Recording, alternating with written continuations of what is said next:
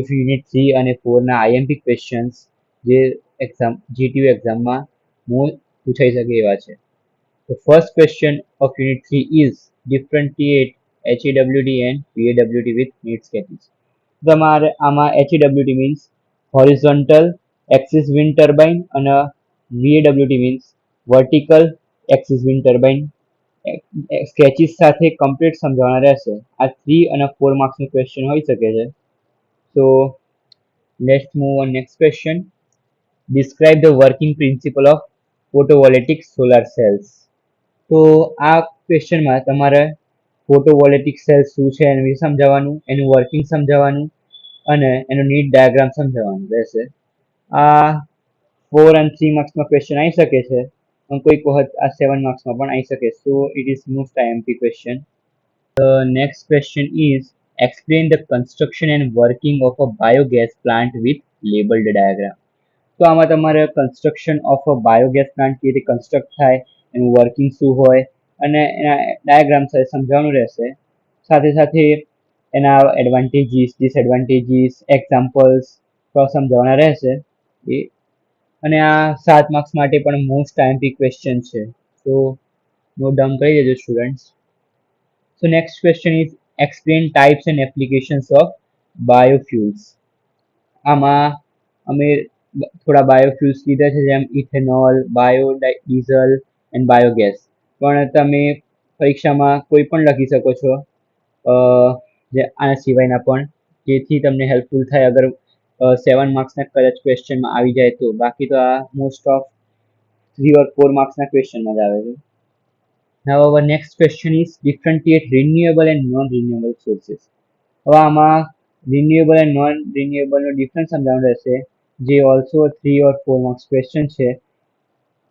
તમે વિશે લોકો એન્વાયરમેન્ટ ભણે છે એટલે renewable and non renewable sources કયા છે તો તમને ખબર જ હશે. એમાં વધારે સમજાવવાનું હોતું નથી. So next question is discuss the hydrogen energy and its role in a future sustainability. So next question is discuss hydrogen energy and its role in a future sustainability. તો મિત્રો તમારે હાઇડ્રોજન એનર્જી શું છે એના વિશે સમજાવવાનું રહેશે, એના રોલ સસ્ટેનેબિલિટીમાં શું છે ફોર ફ્યુચર માટે, such as reduction of greenhouse gas emission, alternative to fossil fuels, clean transportation, energy storage, etc. તમારે સમજાવવાના રહેશે.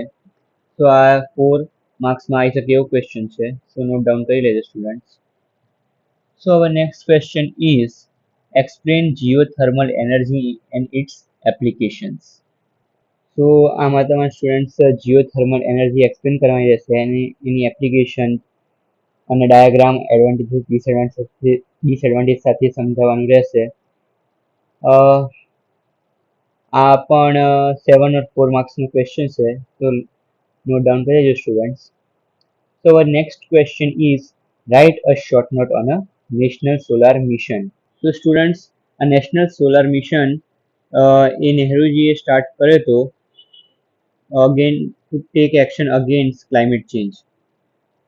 આના વિશે મોસ્ટ ઓફ ધ થિયોરી જ છે, બટ તમે એના બેનિફિટ્સ લખી શકો છો, પછી એના કી પોઈન્ટ્સ યાદ કરીને જશો તો તમને આ નેશનલ સોલાર મિશન શું છે એ કમ્પ્લીટ આવડી જશે. Okay students, now move to the our next unit 4. So unit 4માં ફર્સ્ટ ક્વેશ્ચન મોસ્ટ આઈએમપી છે, list major greenhouse gases and their sources. તો આમાં તમારે ગ્રીનહાઉસ જે ઇફેક્ટ છે એમાં કયા કયા ગેસીસ ઉત્પન્ન થાય છે એના વિશે તમારે જણાવવાનું, એના સોર્સિસ કયા છે, કેવી રીતે હવામાં ફેલાય છે ને એ રીતે તમારે સમજાવવાનું રહેશે. So it's a 3 or 4 marks question. So next move to the next question. Explain the global warming in details with causes, effects and control measures. તો મિત્રો ગ્લોબલ વોર્મિંગ વિશે તમારે ખબર જ હશે. ગ્લોબલ વોર્મિંગ વિશે તમે જેટલું લખો એટલું ઓછું. તો આમાં કોઝિસ, ઇફેક્ટ અને કંટ્રોલ મેઝર વિશે તમારે જણાવવાનું રહેશે વિથ નીટ ડાયાગ્રામ. અને આ 7 માર્ક્સનું મોસ્ટ આઈએમપી ક્વેશ્ચન યુનિટ 4 માંથી છે. So let's move to the next question. Describe the Earth's climate system and greenhouse effect. So next question is describe the earth climate system and greenhouse effect. મિત્રો તમારે અર્થના climate વિશે સમજાવવાનું રહેશે કે અર્થનું climate કેવું છે અને આખું સિસ્ટમ અને વિથ નીટ ડાયાગ્રામ અને ગ્રીન હાઉસની ઇફેક્ટ્સ પણ તમારે સમજાવવાની રહેશે. સો ઇટ્સ આ 7 માર્ક્સ ઓર 4 માર્ક્સનો આઈએમપી ક્વેશ્ચન છે, તો નોટ ડાઉન કરી લેજો. તો સ્ટુડન્ટ્સ અહીંયા આપણે આજનું સેશન સમાપ્ત કરીએ છીએ. બીજા યુનિટ 4ના અને 5ના થોડા ક્વેશ્ચન્સ રહી ગયા છે, એ આપણે નેક્સ્ટ અને લાસ્ટ પાર્ટમાં કવર કરી દઈશું. અને આ પીડીએફ બી તમારે જોઈતી હોય તો અમે તમને પ્રોવાઈડ કરી દઈશું. સાથે સાથે તમે અમારી ચેનલ, ઇન્સ્ટાગ્રામ ચેનલ તથા યુટ્યુબ ચેનલ ડીડી ક્વેસ્ટને ફોલો, લાઇક અને સબસ્ક્રાઇબ કરી શકો છો અને પોતાના મિત્રો સાથે શેર કરી શકો છો. અને અમે વેબસાઇટ પણ છે ડીડી ક્વેસ્ટ કરીને, એમાં પણ તમે જોઈન થઈ શકો છો. So thank you students, meet to the next part.